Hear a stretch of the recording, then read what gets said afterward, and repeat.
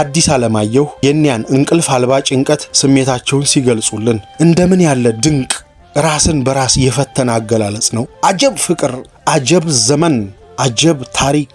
ዛሬ ላይ ቆመን ማናችን የዚህ ዘመን ትውልድ ነን የዜግነት ግዴታን ቢያንስ ከነሱ በተሻለ በመወጣት የታሪክና የሞራል ብቃት ኖሮን ልንተቻቸው እምንነሳው? ሐዲስ ዓለማየሁም ያስተማሩ ይሄንኑ ነው። ፋሺስት ኢጣሊያ የኢትዮጵያን ሕዝብ ለመበቀል ያዘነበችው ማስታርድ ጋዝ፣ የመርዝ ጋዝ በሕዝባችን በእንስሳትና በአካባቢው ተፈጥሮ ላይ መጠነ ሰፊ ጥፋትን አስከትሏል። ተከዜ ሸለቆ ውስጥ በኢትዮጵያውያን ላይ የደረሰው ሰቆቃ ሐዲስ ዓለማየሁ ለትውልድና ለታሪክ እንዲህ ሲሉ አስቀምጠውታል። በመርዝ ጋዝ የሞቱትን ሰዎች ቁጥር አላውቅም እንጂ ብዙ መሞታቸውን ሰምቻለሁ። የቆሰሉትንና በታምር ካልሆነ ሊተርፉ ይችላሉ የማይባሉትን ግን ብዙ ባይኔ አይቻለሁ። መርዙ በብዛት የፈሰሰባቸው ሰዎች የቆሰለ አካላታቸው ልብስ እንኳ ላስነካ ብሎ ራቁታቸውን ተጋድመው ጉማሬዎች እንጂ ሰዎች ስለማይመስሉ ከሩቅ ማየቱም ያሳቅቅ ነበር።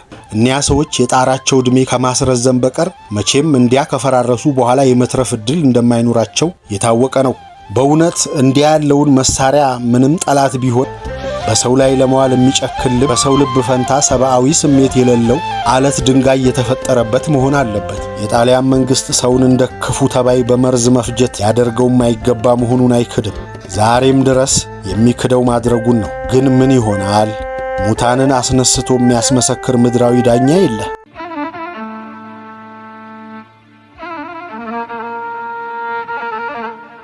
ጤና ይስጥልን። ሀብል ተረክቤት የኢትዮጵያ ለቅሶ ትዝታ ሐዲስ ዓለማየሁ ቅኝት መስፍን ማሙ ተሰማ። ይሄንን ድንቅ ቅኝት ልናጋራችሁ ወደድን። ይሄንን ቪዲዮ እየተከታተላችሁ ያላችሁ ቤተሰቦች ቻናሉን ሰብስክራይብ በማድረግ እንድታበረቱን ስንል በአክብሮትና በፍቅር እየጠየቅን ነው። ስለምታደርጉልን ሁሉ በማመስገን ትዝታ ሐዲስ ዓለማየሁ በመስፍን ማሙ ተሰማ ተቀኘ በሀብል ተረክቤት እንዲህ ተሰናዳ። አብራችሁን ቆዩ።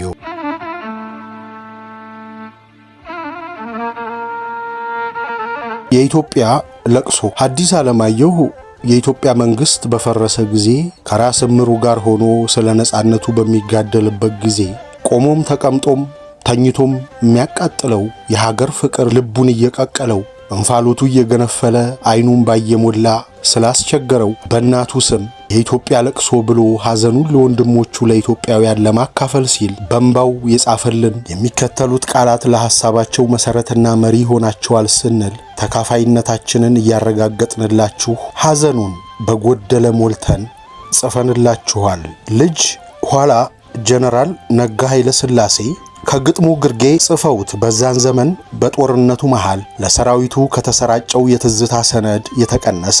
ለመሆኑ ይህ የኢትዮጵያ ለቅሶ የተጻፈበት አብይ ምክንያትና ተልኮ ምን ይሆን? በትዝታ ቅኝት ጉዟችን ወደፊት የምንደርስበት ይሆናል። መንደርደሪያ። ኮሎኒያሊስት ጣሊያን ኢትዮጵያን የቅኝ ግዛቱ ለማድረግ በ1888 ዓመተ ምህረት ክተት ሰራዊት ብላ በወረረችበት ወቅት በታላቁ ዳግማዊ አጤ ምኒልክ የተመራው የኢትዮጵያ ሕዝብ ጦር አድዋ ላይ ባሳረፈባት ብርቱ ቅጣት ህልሟ መክኖ ጦሯ ድል ሆኖ መራራ የሽንፈት ጽዋ ተግታለች። ይህ የጣሊያን ውርደት በተከታታይ የጣሊያን ትውልድ ውስጥ ስር የሰደደ የበቀል ስሜት ያሳደረ ሲሆን የየዘመኑ የጣሊያን መንግስት ባለስልጣናትም አንድ ቀን ኢትዮጵያን እንበቀላታለን በማለት ተከታታይ ትውልዱን በሚንቀለቀል ብሔራዊ የቁጭት እንፋሎት ለጦረኝነት ሲያሰናዱት ኖረዋል። በኢትዮጵያ በኩልስ እርግጥ ነው ጣሊያን ኢትዮጵያን ዳግም ለመውረርና ቂሟን ለመወጣት እያደባችና አሳቻ ወቅት እየመረጠች እንደሆን የኢትዮጵያ መንግስት አንጋፋዎች ያውቁና በእርግጠኝነት ይጠረጥሩም ነበር። ይሁንና በተለይ በወቅቱ ኢትዮጵያ የነበረችበት ማህበራዊ፣ ኢኮኖሚያዊና ፖለቲካዊ ነባራዊ እውነታ ራሱን የቻለ የተወሳሰበ የታሪክ ሂደት የነበረው በመሆኑ በስልጣኔ፣ በእድገት፣ በኢኮኖሚ ብልጽግናና በወታደራዊ አደረጃጀት እንዲሁም አቅም አኳያ ከጣሊያን አንጻር በብዙ መቶ ዓመታት ወደ ኋላ የቀረ ልዩነት የነበራት ኢትዮጵያ አስፈላጊውን መሰናዶ እያደረገች ለመቆየት የምትችልበት ታሪካዊ ወቅት ላይ ከቶ አልነበረችም። ከዳግማዊ ምኒልክ ህመምና ህልፈት ወዲህ በተለይም ከ1902 ዓመተ ምህረት እስከ 1922 ዓመተ ምህረት በነበሩት 20 ዓመታት ገደማ በልጅ ኢያሱ በንግሥተ ነገሥታት ዘውዲቱ በአልጋ ወራሽ ራስ ተፈሪ መኮንን ዘመናት የኢትዮጵያ መጻኢ ሕልውና ራሱ እጅግ ፈታኝና ቀውጢ አጣብቂኝ ውስጥ ይገኝ ነበር። ይህም ሆኖ በዚያን ዘመን በዚያን አይነት ምስቅልቅል ፖለቲካና የደቀቀ ኢኮኖሚ ውስጥ የምትገኘዋን ኢትዮጵያን የሚመሩት እኒያ የዚያን ዘመን ኢትዮጵያውያን ውስጣዊ የፖለቲካ ጥልፍልፎሹን እንዳስፈላጊነቱ በዘዴም በጉልበትም እየተወጡ በአንድ ወገን የሀገሪቱን አንድነትና ነጻነት ከከበቧት ቅኝ ገዢ ኃይላት በመጠበቅ በሌላ ወገን ባለም አቀፍ ፖለቲካውን ሂደትና የኃይል አሰላለፍ አቅማቸውና ዕውቀታቸው በፈቀደላቸው ሁሉ በመከታተልና በማጥናት የበኩላቸውን ዲፕሎማሲያዊና ወገናዊ እርምጃዎች ይወስዱ ነበር። በ1900ዎቹ የመጀመሪያዎቹ አስርታት በኢትዮጵያ ዘመናዊ ትምህርት የቀሰመው ዜጋ በጥቂት አስርታት በሚቆጠሩ ወቅት በዚያን ዘመን የኢትዮጵያ ሕዝብ ቁጥር 15 ሚሊዮን ገደማ ይገመት ነበር። እኒያ ጥቂቱ ከአልጋ ወራሽ ራስ ተፈሪ መኮንን ጋር በመቆም ሀገራችንን ወደፊት ለማራመድ ከፈጸሟቸው እጅግ ታላላቅ ተግባራት አንዱ ከመጀመሪያው የዓለም ጦርነት ፍጻሜ በኋላ በተቋቋመው የዓለም መንግስታት ማህበር ሊግ ኦፍ ኔሽን ውስጥ ኢትዮጵያ አባል እንድትሆን ማድረጋቸው ነው። የኢትዮጵያን መኳንንት ለማሳመንና በተለይም የኢትዮጵያን ኦርቶዶክስ ተዋሕዶ ቤተክርስቲያን መሪዎች ከፍተኛ ተቃውሞ ለማርገብ አልፎም ኢትዮጵያ የመንግስታቱ ማህበር አባል እንድትሆን ይሁንታቸውን ለማግኘት ለኛ ሩቅ ሐሳቢ መሪዎች የፈጀባቸው ረጅም ጊዜና ድካም እንዲህ የዋዛ እንዳልነበረ የታሪክ ድርሳናትን በማገላበጥ መረዳት ይቻላል። እነሆ ኢትዮጵያ በጄኔቭ የዓለም መንግስታት ማህበር ጠቅላላ ስብሰባ ላይ እንደ አውሮፓ አቆጣጠር መስከረም 28 ቀን 1923 ወይንም እንደ ኢትዮጵያ አቆጣጠር መስከረም 17 ቀን 1916 ዓ.ም የመስቀል በዓል ዕለት የመንግስታቱ ማህበር 53ኛዋ አባል ሆና መመዝገቧ በይፋ ታወጀ። ዕውቁ የታሪክ ተመራማሪ አቶ ዘውዴ ረታ በ1988 ዓ.ም ባሳተሙት ተፈሪ መኮንን በተሰኘው ጥልቅና ሰፊ መጽሐፋቸው ኢትዮጵያ የዓለም መንግስታት ማህበር አባል ለመሆን የተጓዘችበትን አቀበት በስፋት ዘግበዋል። ለትዝታ ቅኝት ያግዘን ዘንዳ በዘመኑ ኢትዮጵያ የመንግስታቱ ማህበር አባል መሆኗ በይፋ ሲገለጽ በጄኔቭ የኢትዮጵያ ልዑካን መሪ የነበሩት ራስ ናደው አባውሎ ወደ አዲስ አበባ ያስተላለፉትን ቴሌግራም ማቅረቡ አስፈላጊ ሆኖ አግኝተነዋልና እነሆ ለልዑል አልጋ ወራሽ ተፈሪ መኮንን እጅግ ሲደክሙበት የቆዩትን ትልቁን ጉዳይ የዓለም መንግስታቶች ተስማምተው ኢትዮጵያ የዚህ የተከበረ ትልቅ ማህበር አባል እንድትሆን ወስነዋል። ይህም ታሪክ የተፈጸመው በእግዚአብሔር ታምር ልክ የዛሬ 7 ዓመት ንግሥት እመቤታችንን እና አልጋ ወራሽ ጌታችን ከኢትዮጵያ ሕዝብ በተመረጣችሁበት በመስቀል በዓል ዕለት ነው። የእግዚአብሔር ታምሩ በዚህ ብቻ አይደለም። የየመንግስታቶቹ የኩል ማህበር አባል እንድንሆን ከተሟገቱልንና ከረዱን አገሮች መሃል ጣሊያን ቅድሚያውን ይዛ መታየቷ ነው። ጠላታችን ሆኖ የኖረ አገር ይህን ያህል እርዳታ ያደርግልናል ብለን እንኳ በእውናችን በህልማችንም አልታየንም ነበር። የእንግሊዝ ተቃዋሚነት ያሸነፈልንና የጣሊያንን ደጋፊነት የባረከልን ፈጣሪያችን ስለሆነ ምስጋና ይግባው። እንግዲህ ንግሥት እመቤታችንና አልጋ ወራሻችን ተደሰቱልን። እኛም አገልጋዮቻችሁ እጅግ ተደስተናል። እነሆ ኢትዮጵያ በዓለም መንግስታት ማህበር መድረክ የክብር ቦታ በማግኘቷ የዘመኑ የኢትዮጵያ መንግስት መሪዎች ታላቅ ደስታና እፎይታ ተሰምቷቸው ነበር። ለምን ይሆን እፎይታው? ትዝታን ስንቃኝ እንደርስበት ይሆናል። መግቢያም ሐዲስ ዓለማየሁን ለኢትዮጵያውያን ማስተዋወቅ ማለት የኢትዮጵያ መናገሻ ከተማ ከአዲስ አበባ ናት ብሎ እንደማስተዋወቅ ይሆናል። ከበርካታ የሥነ ጽሑፍ በረከቶቻቸው ቢያንስ ፍቅር እስከ መቃብርን ባለፈውና በዚህ ትውልድ ውስጥ ያላነበበ በመጪው ትውልድ ውስጥም የማያነብ ኢትዮጵያዊ አይኖርምና ሐዲስ ዓለማየሁ ከትውልድ ትውልድ ስማቸውና ሥራቸው ከሚዘከሩት የቀድሞ ዘመን ዋርካ ኢትዮጵያውያን መሃል አንዱ ዋርካችን ናቸውና። ፋሺስት ጣሊያን ኢትዮጵያን ወራ ለ5 ዓመታት የቆየችበት የጦርነትና የአርበኝነት ዘመን ካከተመ ከ40 ዓመታት በኋላ ትዝታ በሚል ርዕስ በ252 ገጾች በጻፉትና በ1985 ዓመተ ምህረት በኩራዝ አሳታሚ ድርጅት አሳትመው ለታሪክና ለትውልድ ያበረከቱት ቅርስ በየትውልዱ ሁሉ ለሚያነበው ኢትዮጵያዊ ስሜትን የሚረብሽ እንቅልፍ የሚነሳ ውስጥን የሚፈትን ያልተሞካሸ ያልተቦረሸ የዚያን ዘመን የጦርነትና የታሪክ አሻራችን ሆኖ ይገኛል። የሥነ ጽሑፉን ጠቢብ የአዲስ ዓለማየሁን ትዝታ የምንቃኝበት ተልኮ ይሄንን ብርቅዬ የታሪካችንን አካል ሰነድ ከትውልዱ ጋር ይበልጥ ለማስተዋወቅና በትላንት ታሪካችንና ማንነታችን የማያፍረውና የማይዘባበተው ኢትዮጵያዊ ሁሉ መጽሐፉ እንደ ትውልድ ቅርስነቱ አጠገቡ ይኖረው ዘንዳ አስፈላጊ በመሆኑ እንጂ ከቶም ውሃ ሽቅብ ይፈሳል የሚለውን ዘመን አመጣሽ ህወሓታዊ ቅዠትና አጉራ ዘለላዊ አበውን የመዝለፍ ያላዋቂነት መቅኖቢስ ቅዠት ተጠናውቶን አለያም የጥንታውያኑን የነጻነት ቀናኢነትና የአርበኝነት ተጋድሎ ለታሪክ በጎጦች መነጽር ልንመረምርና ልንመዝን አይደለም። ለታሪክ በጎጦች መነጽር ልንመረምርና ልንመዝን አይደለም። እናም እንቀጥል። ትዝታ ብዬ በሰየምኩት መጽሐፍ የተጻፈው ሁሉ እውነተኛ ታሪክ ነው። መጽሐፉን ታሪክ በማለት ፈንታ ትዝታ ብዬ የሰየምሁት ታሪክ ለመባል የሚጎድሉት ነገሮች ስላሉ ነው ካሉን በኋላ ታሪክ ብለው ያልሰየሙበትን ምክንያትም አብራርተዋል ሐዲስ በመቅድማቸው። ይሁንና ይህ የሐዲስ ትዝታ በዘመኑ ለነበሩትም ሆነ ለኛ ወደፊትም ከኛ በኋላ ለሚመጡትም ሁሉ የኢትዮጵያ ታሪክ አካል ስለመሆኑ ታሪክ ራሱ አንደበት አለውና ይናገራል። ትዝታን ፈልጎ የሚናገረውን ማድመጥ ግና የእያንዳንዱ ኢትዮጵያዊ ተልኮ ይሆናል። በጎጃም ክፍለ ሀገር በደብረ ማርቆስ አውራጃ በጎዛመን ወረዳ እንዶደም ኪዳነ ምህረት ጥቅምት 7 1902 ዓ.ም የተወለዱት ሐዲስ ዓለማየሁ የሀገራችንን ትምህርት እዛው ተምረው በእድሜ ከፍ ሲሉ አዲስ አበባን በመዝለቅ በተፈሪ መኮንን ትምህርት ቤት ዘመናዊ ትምህርት ከተማሩ በኋላ ወደ ትውልድ ሀገራቸውን በመመለስ አገው ምድር ውስጥ ዳንግላ በምትባል ትንሽ ከተማ የአንድ ትንሽ ትምህርት ቤት አስተማሪና ሥራ አስኪያጅ ነበሩ ይላሉ በትዝታቸው። የኢትዮጵያና የጣሊያን ጦርነት በፈነዳበት ወቅት ወጣቱ አስተማሪ ሐዲስ ከወቅቱ የጎጃም ሀገረ ገዢ ከራስ እምሩ ኃይለ ሥላሴ ጋር በዋለባቸው የጦር አውድማዎች ይዘግባቸው የነበሩት የጦርነቱ ማስታወሻዎች እንዲሁም በጠላት ቦምብ በመጋየታቸው አንዴም በመጥፋታቸው ሳቢያ ከዓመታት በኋላ አንጋፋው ሐዲስ በትዝታ ጸጸታቸውን ሲገልጹ በዚህ ትንሽ መጽሐፍ ስለ ጦርነቱ ብቻ ሳይሆን ከዛ በኋላ እስከ 1936 ዓመተ ምህረት 7 ዓመታት ያህል ጣሊያን ሀገር በግዞት ስለቆየንበትም ትዝ የሚለኝን ጽፌዋለሁ። በጣም ማዝነው በጦርነቱ ዘመን የጻፉት ማስታወሻ በመጥፋቱና መጽሐፉን የጻፍኩት የጦርነቱም የግዞቱም ጊዜ ከ40 ዓመታት በላይ ካለፈ በኋላ በመሆኑ የብዙ ጀግኖቻችን ስምና ስራቸውን በዚህ መጽሐፍ ውስጥ ቦታ ሰጥቼ ከተከታታይ ትውልዶች ጋር ለማስተዋወቅ ሳልችል ስለቀረሁ ነው ይላሉ። አዎ ሐዘኑ የእርስዎ ብቻ ሳይሆን የኛም የቀጣዩም ትውልድ ጭምር ነው። አዎ ሐዘኑ የኢትዮጵያ ሐዘን ነው። ይህም ሆኖ ታዲያ ትዝታን ያህል በረከት አበርክተውልናልና በትዝታው መስታወት አሻግረን ያልታወቀው ወታደርንና ገድሉን እንድንመለከትና እንድንገነዘብ አድርገውናልና የጀግኖች ሰማዕቶቻችን አምላክ እርሱ ሐዘኑን ባሉበት ቦታ ያቀልሉ። ለሀገሮና ለወገኑ በእድሜው ስላበረከቱት የኢትዮጵያ አምላክ እሱ ከመንበሩ ቀኝ ያውሎ።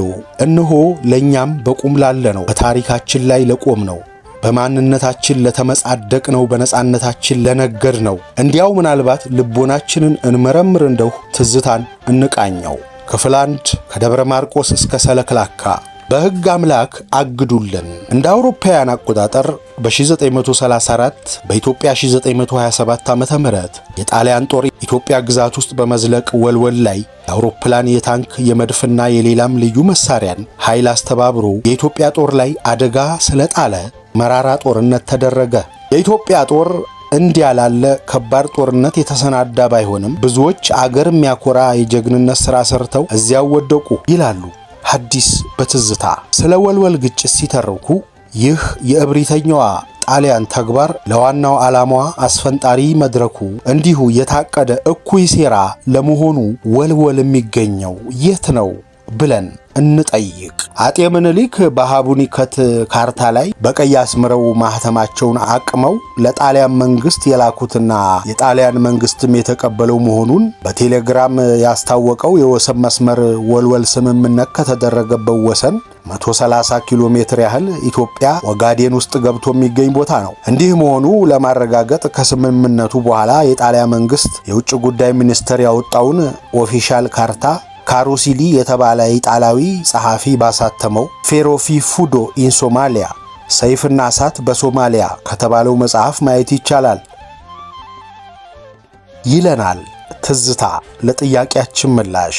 ምንም እንኳን የኢትዮጵያ መሪዎች በተለያዩ ወቅቶች ከአቅምና ከእውቀት በላይ በሆኑ አስገዳጅ ሁነቶች ሳቢያ ከውጭ ኃይላት ጋር የተፈራረሟቸው አንዳንድ ውሎች መዘዛቸው የከፋ ቢሆንም በ1927 ዓመተ ምህረት የፋሽስት ጣሊያን መንግስት ወደ ወልወል በመዝለቅ ለፈጸመው ወረራና ፍጅት ግን ቢያንስ ማስመሰያ የውል ሰነድ ሊጠቅስ የሚችልበት ማነቆ ያልተዋለልን ለመሆናችን ትዝታ ካቀረበልን ሰነድ ይገነዘበዋል።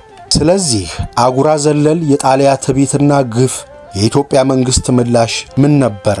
ይነቅሷል ከትዝታ። እንደ አውሮፓ አቆጣጠር ጥር 3 ቀን ነው 1933 የኢትዮጵያ መንግስት የዓለም መንግስታት ማህበር ሊግ ኦፍ ኔሽን በተቋቋመበት ቃል ኪዳን መሰረት በኢትዮጵያና በጣሊያ መካከል የተፈጠረውን አስጊ ሁኔታ ማህበሩ መርምሮ ውሳኔ እንዲሰጥበት ጥያቄ አቀረበ። የጣሊያ መንግስት በኢትዮጵያ ላይ ሊያደርገው ስላሰበው ጠቅላላ ጦርነት በቂ ዝግጅት ለማድረግ ጊዜ እንዲያገኝ አንድ ጊዜ ከኢትዮጵያ መንግስት ጋር በቀጥታ የተጀመረው ንግግር ስላላለቀ ወደ ሽምግልና የመተላለፉ ጊዜ አልደረሰም ሲል፣ ሌላ ጊዜ ልዩ ልዩ ምክንያቶች እየሰጠ ነገሩ ሲጎተት እስከ ግንቦት 25 1935 ድረስ የማህበሩ ምክር ቤት የኢትዮጵያ መንግስት ባቀረበው አቤቱታ ላይ ንግግር አላደረገም። ምክንያቱ በጉዳዩ የማህበሩ ምክር ቤት ተነጋግሮ ውሳኔ እንዳይሰጥበት የጣሊያ መንግስት ተንኮሉን ለመሸፈን ከሚፈጥረው ዘዴ ሌላ ጀርመን አውሮፓ ውስጥ ጦርነት ለማድረግ መሰናዳቱ መታወቅ ጀምሮ ስለነበር ማህበሩ ሙሶሎኒን የሚያስቀይም ነገር ያደረገ እንደሆን ከጀርመኑ መሪ ከሂትለር ጋር እንዳይተባበር ተፈርቶ ነው ይባላል። ይህ አቶ ሐዲስ ያቀረቡልን ታሪክ በሁለተኛው የዓለም ጦርነት መባቻ ወቅትም ሀገራችን ኢትዮጵያ በዓለም ፖለቲካና የኃይል አሰላለፍ አንጻር በእንደምን ያለ አጣብቂኝ ውስጥ እንደነበረችና ማህበርተኞቿም ለመስዋዕትነት እያዘጋጇት እንደነበር በጸጸትና በቁጭት የምናነበው ደረቅ እውነታ ሆኖ ይገኛል። በዚህ ጽሑፍ ቀዳሚ ገጾች በመንደርደሪያችን ላይ በአልጋ ወራሽ ራስ ተፈሪ መኮንን አማካኝነት ኢትዮጵያም የዓለም መንግስታት ማህበር አባል እንድትሆን ሲፈቀድላት አልጋ ወራሹን ጨምሮ የኢትዮጵያ መንግስት መሪዎች ታላላቅ እፎይታ ተሰምቷቸው እንደነበር ማንሳታችንን ያስታውሰዋል። የዚያ እፎይታቸውን ምክንያት እንገልጽ ዘንዳ ጊዜው አሁን ነው ከትዝታ ይጠቅሰዋል።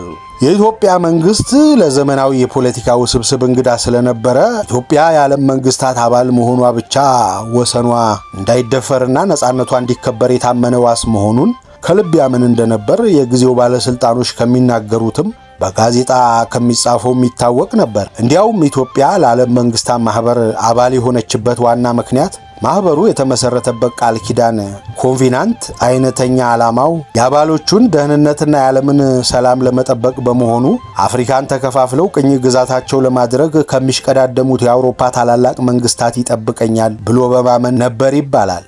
አዎ እውነት አንጥበዋል አቶ ሐዲስ።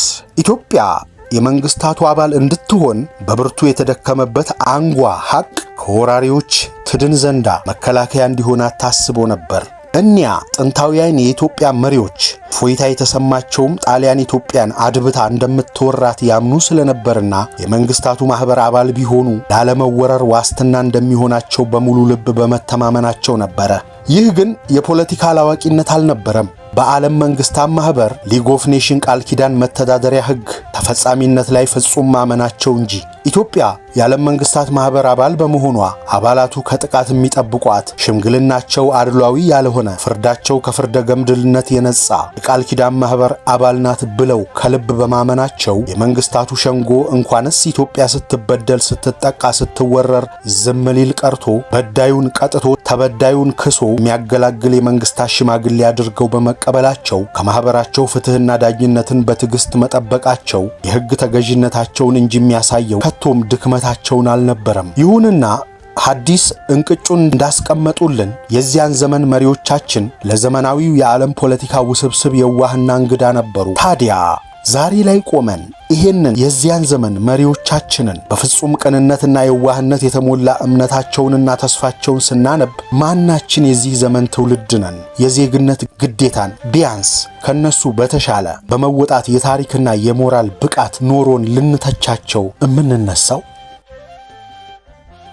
በዚህ ዘመንስ ቢሆን በመላው ዓለም የሚገኙት ሀገራት የቀድሞውን ሊግ ኦፍ ኔሽን የተካው የተባበሩት መንግስታት ድርጅት አባል የሚሆኑት ድርጅቱ የተመሰረተበትን ቃል ኪዳን አስከበረም አላስከበረም ያው እንደ አባቶቻችን ሁሉ በችግራችን ጊዜ ይደርስልናል በሚል እምነት አይደለምን? ለማንኛውም ይህንን ንግታና ወደ ትዝታ እንመለስ። የኢትዮጵያ መንግስት ዓለም አቀፋዊ ህግ እንደ ብሔራዊ ህግ ስልጣንና ኃይል ላላቸው መንግስታት የሚያገለግል መሳሪያ መሆኑን አያውቅም ነበር። ስለዚህ በዚያ ረጅም ጊዜ ውስጥ የጣሊያን መንግስት ወታደሩና መሳሪያውን ከሀገሩ ያጓዘ በኤርትራና በሶማሌ አከማችቶ ከዛ ጦርነት ለመክፈት ባቀደባቸው ግንባሮች ሁሉ ወደ ኢትዮጵያ ወሰን መንገዶችና ድልድዮች ሲሰራ በኢትዮጵያ ወሰን ላይ ምሽጎችና ሌሎችም ለጦርነቱም ያስፈልጉትን መሰናዶች ሁሉ ሲያሰናዳ የኢትዮጵያ መንግስት በመጀመሪያ ደረጃ እምነቱን በዓለም መንግስታት ላይ በመጣል ሁለተኛ የነበረውን መጠነኛ የመሳሪያ ኃይል እንኳ በሚያስፈልገው ጊዜና በሚያስፈልገበት ቦታ የማደራጀት ችሎታ ስላልነበረውና የሚያደርገው ስለተደናገረው አንዳች መሰናዶ ሳያደርግ እጅግሩን ሰብስቦ አገሩ በይፋ እስኪወረር ይጠብቅ ነበር። ክተት ሰራዊት የጣሊያኑ ፋሺስት ፓርቲ መሪ ቤንቶ ሙሶሎኒ ከጀርመኑ የናዚ ፓርቲ መሪ አዶልፍ ሂትለር ጋር ወግኖ አውሮፓን እንዳይወጋ መማፀኛ የሆነው ዘንዳ እነሆ የዓለም መንግስታት ማህበር ሊግ ኦፍ ኔሽን ኢትዮጵያን በመስዋዕትነት አቀረበለት። የዋሁ የኢትዮጵያ መንግስትም ማህበርተኞቹን አምኖ እንደ አብርሃም በግ ወደ መሰዊያው ተጎተተ። ፋሺስት ጣሊያን በሰሜን መረብ ተሻግሮ በደቡብም ሙሉ ኃይሉን አንቀሳቅሶ ኢትዮጵያን ቅኝ ለማድረግና 40 ዓመታት ያረገዘውን ቂሙን ሊገላገል ክተት የማለቱን ቁርጥ የኢትዮጵያ መንግስት እንደተረዳ መስከረም 22 ቀን 1928 አዲስ አበባ ላይ የጦርነት አዋጅ ክተት ሰራዊት አወጀ። በተከታታይ ሳምንትም በየጠቅላይ ግዛቱ ክፍለ ሀገራት የክተት ሰራዊት ነጋሪት ተጎሰመ። አድዋ ጦርነት በተደረገ ልክ 40ኛ ዓመት ኢትዮጵያ ለሁለተኛ ጊዜ ከጣሊያን ወራሪ ሰራዊት ጋር ጦር ሰበቀች። 5 ዓመት የቆየ አርበኝነትና የመስዋዕትነት ጦርነት። የክተት አዋጅ ከተነገረ በኋላ ደብረ ማርቆስ በግቢ በገበያ ወይም በሌላ ሰው በርከት ብሎ በሚገኝበት ቦታ ሁሉ ሲወራ የሚሰማው ስለ ዘመቻው ሲደረግ የሚታየው ለዘመቻ የሚያስፈልገው ነገር ሆነ። ከመሸ በኋላ መጠጥ ቤቶች ወዳሉበት ወደ መሃል ከተማ የተሄደ እንደሆን እዚያ የሚሰማው ሰንጎ መንጋ ቸበለው ወይም እነሱን የመሰለ ወኔ የሚቀሰቅስ ጨዋታ ነበር። እንዲሁም ማታ ማታ በትምህርት ቤታችን አቅራቢያ ከነበሩት የመኳንንት ሰፈሮች በአንዳንዶቹ እዚህ በፊት ተሰምቶ የማይታወቅ ቀረርቶና ፉከራ ይሰማ ስለነበር ብዙዎቻችን እደጅ ቁጭ እያልን ያን ቀረርቶና ፉከራ ስንሰማ ማምሸት እንወድ ነበር ይላሉ ሐዲስ ዓለማየሁ በክተት አዋጁ ሰሞን በጎጃም ጠቅላይ ግዛት ደብረ ማርቆስ ከተማ የነበረውን የዘመቻ ድባብ ሲያነጥቡ። የሚከተለውን ነቁጥ ደግሞ ልብ ይለዋል። የከተማው ብቻ ሳይሆን የባላገሩ ዘማች ለጠመንጃው ጥይት የሌለው ጥይት ሲገዛ፣ ድንኳን የሌለው ለድንኳኑ አቡጀዲ ሲገዛ፣ ለስንቁና ለድንኳን መጫኛ የሌለው በቅሎ ወይ አህያ ሲገዛ በአካባቢው ወደ ደብረ ማርቆስ መጥቶ በየሱቅና በየገበያው ሲጣደፍ የሚታየው ሁሉ ወደ ሞት ሳይሆን ደስ ወደሚያሰኝ የጨዋታ ቦታ ለመሄድ የሚሽቀዳደም ይመስል ነበር በማለት የዚያን ዘመቻ ዝግጅት ትዕይንት ቀርጸውልናል። እነሆ እኒያ ኢትዮጵያውያን እኒያ ጥንታውያን ሀገራቸውን በደማቸውም በንብረታቸውም ነበር ይታደጉ የነበሩት። በመንግስት በጀት የተደገፈና በመንግስት ወታደራዊ የጦር መሳሪያ አቅርቦት የተደራጀ ሰራዊት አልነበረም። የኢትዮጵያ ጦር ወዶ ዘማች እንጂ አንጡራ ንብረቱን አንጠፍጥፎ ራሱን የሚያስታጥቅ በሶውን ፈጭቶ ስንቁን የሚሰንቅ። ታዲያ እንዲህ ያለውን ጥንታዊ ታሪክ ባነበብን ቁጥር አንዳች ልዩ ስሜት ከአንጀታችን ሽቅብ ተስፈንጥሮ ትንፋሽ እስኪያጥረን ድረስ ይተናነቀናል፣ ራሳችንን ይሞግተናል። በዘመናችን ባለው ታሪካችን በታሪክ ፊት የትውልድ ተጠያቂነታችን ፈጦ የሞራል ብቃታችን ኮሶ አፋዊ ግብዝነታችን ብቻ ገዝፎ ይታየናል። ዛሬ ዘመን እንኳንና በህይወት እንኳንና ባንጡራ ንብረት ሀገርን ለመታደግ ቀርቶ ለሀገራዊ ብሶት ሀገራዊ ፊርማ አሰባስቦ ሀገራዊ አቤቱታ ለማቅረብም የማንችል መሆናችንን ተግባራችን ሲመሰክር በእኛና እኛን ለእኛነታችን ባደረሱ ጥንታውያን መካከል የት ላይ ነው ስብራቱ የተጀመረው ብለን ለመልሱና ለጥገናው እንቅልፍ የራቀን ስንቶቻችን እንሆን? እንመለስ ወደ ትዝታ። ያለ ዘመቻ የሚያስፈልጉትን ነገሮች ለመግዛት ሲሽቀዳደም ያየሁት ሁሉ፣ ያ ሲያቅራራ ሲፎክር የሰማሁት ሁሉ ከጥቂት ጊዜ በኋላ ወደ ጦርነቱ ሲጓዝ እዚያ ከጠላት ጋር ገጥሞ ሲዋጋ ሲጋደል ሲሞት ቆስሎ ሲጨነቅ ስዕሉ ይታየኝና መንፈሴ ረፍት አጥቶ እየተወራጨው ስነሳ ተመልሼ ስተኛ ቆይቼ ልዝመት ወይስ ልቅር እላለሁ። ለዚህ ጥያቄም በቀላሉ መልስ ለማግኘት አልቻልኩም። ያ ሁሉ ሰው እንዲሁ በተለምዶ ሃይማኖት የሚያስለውጥ ርስት የሚነቅልና ነጻነት አሳጥቶ እንደ ባሪያ የሚገዛ ጠላት መጣብህ ተብሎ የተነገረውን እንዲሁ በጭፍኑ አምኖ ለመዋጋት ሲዘምት እኔ ነጻነትን ትርጉም ከብዙዎቹ የተሻለ ማውቀው ወደ ኋላ መቅረት የማይገባ መስሎ ይሰማኛል ይሉናል ሐዲስ ዓለማየሁ የኒያን እንቅልፍ አልባ ጭንቀት ስሜታቸውን ሲገልጹልን። እንደምን ያለ ድንቅ ራስን በራስ የፈተነ አገላለጽ ነው! ሐዲስ ዓለማየሁ በ1928 ዓ.ም በወርሃ ጥቅምት በጎጃም ደብረ ማርቆስ የክተት አዋጅ ከታወጀ በኋላ ያዩትና የሰሙት ሁሉ እንቅልፍ ነስቷቸው ለህሊናቸው ያቀረቡት የነጻነት ትርጉም ጥያቄ ከ80 ዓመት በኋላ በ2004 ዓ.ም ይህንን ቅኝት እምናነብ የነጻነትን ትርጉም እናውቃለን እምንል የተማርን ኢትዮጵያውያን ሁሉ ዛሬ ሀገራችን በምትገኝበት ነባራዊ እውነታ አንጻር የነጻነት ዘማች ሆነን የመገኘታችን ብቻ ሳይሆን ለነጻነት ለመዝመት ከራሳችን ጋር መሟገት ስለመቻላችንም ራሳችንን እንድንመረምር የሚያስገድደን እጅግ አስደማሚ አገላለጽ ሆኖ ይገኛል። ስለ ነጻነት መለፍለፍና ስለ ነጻነት መዝመት ከቶም አንድ አይደሉምና እንቀጥል ቅኝታችንን። እነሆ ወጣቱ መምህር ሐዲስ ዓለማየሁ ሀገሩን ቅኝ ለማድረግ ለ40 ዓመታት ሲያደባ ቆይቶ ዳግም የመጣውን የጣሊያን ፋሺስት ጦር ሊወጋ በራስ ምሩ ከሚመራው ጦር ጋር ተቀላቀለ። ለመሆኑ ዝግጅቱ እንዴት ነበር? አቶ ዘውዴ ጤናውና እኔ የየራሳችን ጠመንጃና ጥይት ነበረን። ለረጅም ዘሪሁንና ለአጭር ዘሪሁን 2 ጠመንጃዎችን ከሚያስፈልጋቸው ጥይት ጋር እዚያው ዳንግላ ገዛሁ። እንዲሁም አንድ መጠነኛ ሸራ ድንኳን ለራሴ፣ አንድ መጠነኛ ቡጀዴ ድንኳን ለአቶ ዘውዴና ለጤናው፣ ሌላ ቡጀዴ ድንኳን ለሁለቱ ዘሪሁኖችና ለገላው ገዛሁ። የኮርቻ በቅሎ ፊቱንም ስለነበረኝ ለድንኳኖቻችንም ለስንቅ መጫኛዎች የሚሆኑ አንድ የበቅሎ አጋሰስና አንድ ስናር አህያ ገዛሁ ይላሉ ሐዲስ የዘመቻውን መሰናዶ ሲያስቀምጡ። አጀብ ፍቅር፣ አጀብ ዘመን፣ አጀብ ታሪክ። ሐዲስ በአስተማሪነት የነበራቸው ለጠመንጃዎቻቸው፣ ለጥይት፣ ለድንኳኖቻቸውና ለአጋሰስ ግዢ አዋሉት። አብረዋቸው ለሚዘምቱት ጦረኞች ወዳጆቻቸው። መቼም እኛም ሀገራችንን እንወዳለን እንላለን ብዙ እያጋነንን፣ ግና የኒያን የጥንቱን የነ ሐዲስን ትውልድ ሀገር መውደድ እንዴትና በምን ቋንቋ ይገለጻል? የጦርነት አየር በመላው ኢትዮጵያ ሰማይ አጥንት ሰባሪ ውርጭ ይዞ በሚነፍስበት በዚያን ወቅት የጎጃም ጠቅላይ ግዛት አገረ ገዢ ራስ ምሩ ኃይለ ሥላሴ ነበሩ። እንቀንጭብ ከትዝታ በ1928 ዓመተ ምህረት በራስ ምሩ አዝማችነት ወደ ሽሬ ግንባር የዘመተው የጎጃም የጦር ሰራዊት በግምት 35000 ያክል ይሆናል ይባል ነበር። የያዘው መሳሪያም ከክቡር ዘበኛው በቀር ቁጥራቸው ከ800 እስከ 1000 ይሆናል። እንዲሁ ከየአይነቱ የተደበላለቀ ከመሆኑ ሌላ አብዛኛው የማያስተማምን አሮጌ ነበር።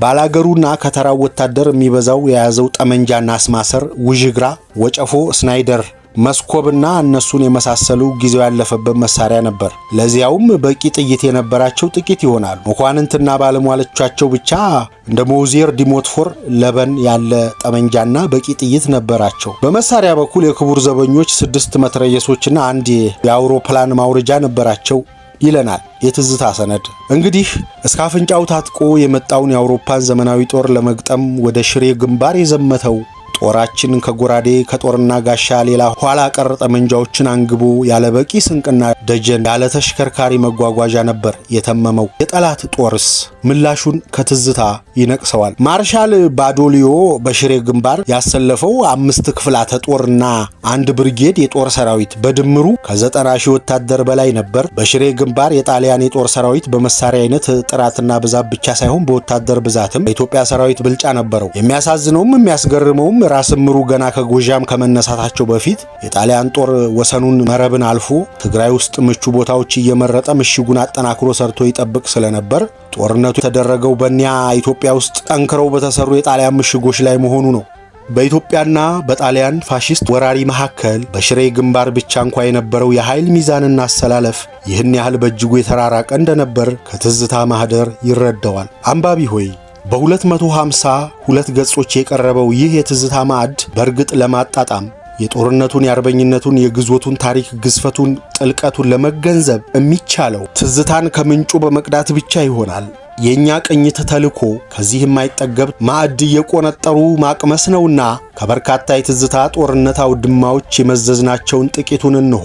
ትንሽ አሞራ በዳባት ሰማይ። የኢትዮጵያ ጦር ወደ ጦር ሜዳ ሲዘምት እንደ ጥንት እንደ ስረ መሰረቱ በያለቃው ተመድቦ ጉዞው የህብረትና በአጀብ አጋስሱና ሰው እየተገፋፋ እምቢልታውና መለከት እየተነፋ ሆ እየተባለ እየተሸለለ እየተፎከረ እየተጨፈረ ነው። እናም ከጎጃም ተነስቶ ወደ ሽሬ ትግራይ ግንባር ማርሻል ቦዶሊዮን ሊገጥም የተመመው በራስ ምሩ የሚመራው ጦር አጓጓዙ ያው እንደ ቀድሞው ያው እንዳድዋው ነበር። ይጠቅሰዋል ትዝታን።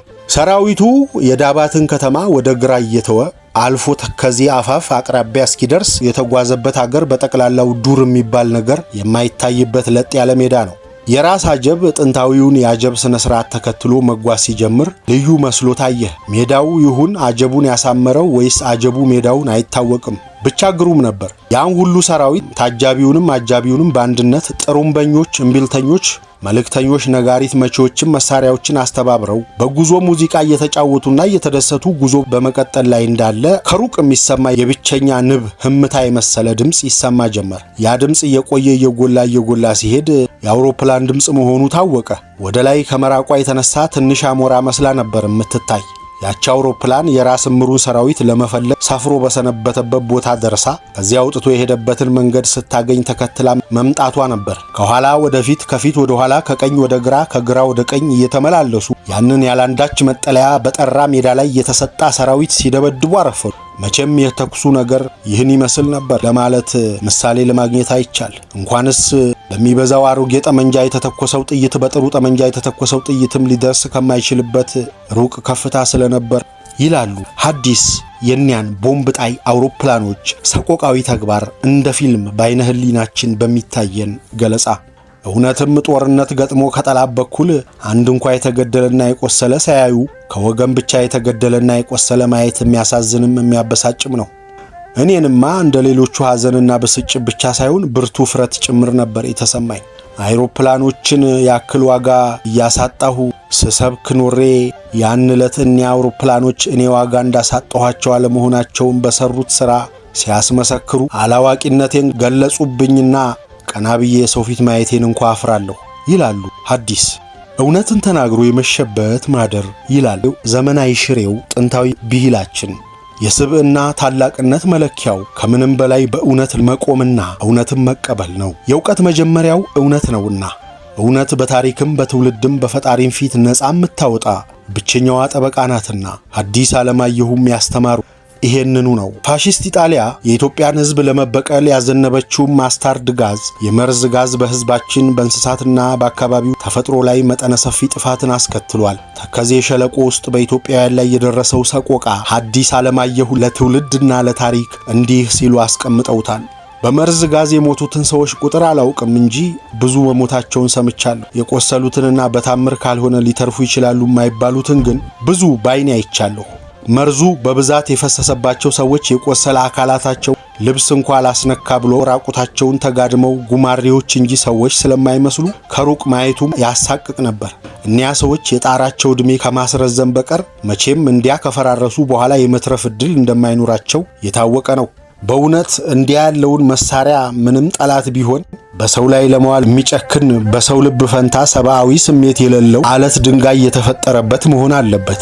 እንዲያ ያለውን መሳሪያ በሰው ላይ ማዋል ሰብአዊ ሕሊና ሊሸከመው የማይችል እጅግ ከባድ መሆኑን ዓለም ያወቀውና ያወገዘው በመሆኑ የጣሊያን መንግስት በኢትዮጵያ ላይ ከማድረጉ በቀር ሌላ መንግስት በሌላ ሀገር አደረገ ሲባል ተሰምቶ የሚያውቅ አይመስለኝም። ታዲያ መንግስታት በጦርነት ጊዜ በመርዝ ጋዝ እንዳይዋጉ የሚከለክለውን እንደ አውሮፓ አቆጣጠር ሰኔ 17 1925 ጄኔቭ ላይ የተፈራረመውን ፕሮቶኮል ስምምነት ፈርመው ካጸደቁት መሃል አንዱ የጣሊያን መንግስት ነው። የጣሊያን መንግስት ሰውን እንደ ክፉ ተባይ በመርዝ መፍጀት ሊያደርገው የማይገባ መሆኑን አይክድም። ዛሬም ድረስ የሚክደው ማድረጉን ነው። ግን ምን ይሆናል? ሙታንን አስነስቶ የሚያስመሰክር ምድራዊ ዳኛ የለ። ቢኖርማ ኖሮ በጣሊያን መርዝ ያለቁትን ኢትዮጵያውያን ሁሉ አስነስቶ ባስመሰከረ ነበር ይላሉ ሐዲስ ዓለማየሁ። በፋሺስት ወረራ ሰራዊት የመርዝ ጋዝ ስላለቁት እነዛ ወገኖቻችን የልባቸውን እንባ፣ የውስጣቸውን ሐዘን፣ ሰቆቃና ሲቃ እድሜ ልካቸውን አብሯቸው የኖረውን ቁጭት በብዕር ኑዛዜ ለኛ ለዛሬዎቹ ትውልድ ሲያስረዱን ወገን ኢትዮጵያዊ ሆይ እነሆ በየትውልዱ የሀገራችን ዳር ድንበር ከጠላት ለመጠበቅ ኢትዮጵያንም በቅኝ ገዢዎች ክንድ ስር እንዳትወድቅና ኢትዮጵያውያን በሀገራቸው ባዕድ እንዳይሆኑ እኒያ አብነቶቻችን የከፈሉት መስዋዕትነት የደረሰባቸው ግፍና ሰቆቃ ምን ያህል እንደነበር ቢያንስ በእዝነ ልቦናችን እንድንመለከት እናም ዛሬ ላይ እኛ ከተረከብነው ወይም ከደረስንበት የሀገር ነጻነትና ሉዓላዊነት አንጻር ያ ሁሉ መስዋዕትነት የት እንደደረሰ በአርምሞ እንድንመረምር ያስገድደናል። የትዝታ ታሪክ ሐዲስ ዓለማየሁም አዲስ አበባ ተወስደው በሱዳን ሀገር ቆይታቸው ወቅት ስለገዙት የጦርና ስንቅ ጉዳይ ምርመራ ከተደረገባቸው በኋላ ከልጅ ይልማ ደሬሳ በዚያን ወቅት ልጅ ይልማ ከለንደን ዩኒቨርሲቲ የኢኮኖሚክ ሳይንስ ምሩቅ ነበሩ። እሳቸው ጋር ወደ ፓንዛ ተጓዙ። ሐዲስ ዓለማየሁ ከራስ ምሩና ከሌሎች አያሌ ኢትዮጵያውያን ጋር በጣሊያን የግዞት ዘመን 7 ዓመት ስላሳለፉት ታሪክ በትዝታ ማህደር በስፋት አውግተውታል። ሐዲስ ደግሞ በነጠረውና በተባው ብዕራቸው ያነጠቡት የግዞት ታሪክ እኒያ የነጻነት የሀገር ሉዓላዊነትና የወገን ክብር ተጋዳይ አባቶቻችን ያለፉትን የግዞት ዘመን ታሪክ አንባቢያን ከትዝታ ማህደር ይኮመኩሙ ዘንዳ ግብዣችንን እናቀርባለን። ክቡር ዶክተር ሐዲስ ዓለማየሁ ዛሬ በመሐከላችን የሉም። ለሀገርና ለወገን ያበረከቷቸው ሥራዎቻቸው ግን ከኛ ጋር አሉ። ነገ እኛ በሌለንበትም ይኖራሉ። አዎ ኢትዮጵያና ኢትዮጵያውያን እስካሉ ድረስ ከትውልድ ትውልድ የሚሸጋገረው ሥራቸው ለዓለም ዘላለሙ ይኖራል። በትዝታ ታሪክ ውስጥም እኒያ በማስታርድ መርዝ ጋዝ፣ እኒያ በእሳተ ገሞራ ናፓሌም ቦምብ፣ እኒያ በመድፍ በመትረየስና በታንክ ከዳባት እስከ ጉይ ጦርነት ያለቁት የነጻነት ሰማዕታት ከትውልድ ትውልድ ሲታወሱ ይኖራሉ። ሰው በዚሽ ምድር በሚቆይባት አጭር ሕይወት ዘመኑ እንዳቅሙና እንደ ችሎታው ለሀገሩና ለወገኑ የሚበጅ ሥራ በፍቅርና በቅንነት በንጹሕ ልቦና አበርክቶ ከማለፍ በላይ ምን ታላቅና ክቡር ነገር ሊሰራ ይችላል? በያለንበት ቸር ይግጠመን።